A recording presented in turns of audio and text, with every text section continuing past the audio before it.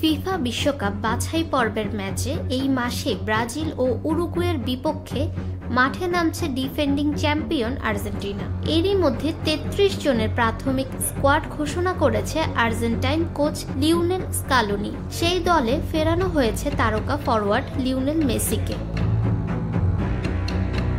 আগামী ২২শে মার্চ উরুগুয়ের মাঠে তাদের বিপক্ষে মাঠে নামবে আর্জেন্টিনা। আবার আগামী ২৬শে মার্চ ঘরের মাঠে আতিথ্য দেবে চিরপ্রতিদ্বন্দ্বী ব্রাজিলকে, যা সামনে রেখেই এখন প্রতিপক্ষকে ঘায়েল করার ছক কষছেন বিশ্বকাপ জয়ী কোচ স্কালোনি। এবার অবশ্য স্কালোনি তেমন কোনো চমক রাখেননি স্কোয়াডে, শুধুমাত্র ইনজুরির কারণে বাদ পড়েছে লিসান্দ্রো মার্টিনেজ। এছাড়া প্রায় সবাই আছেন স্কোয়াডে, অর্থাৎ পূর্ণ শক্তির স্কোয়াডই সাজিয়েছেন স্কালোনি।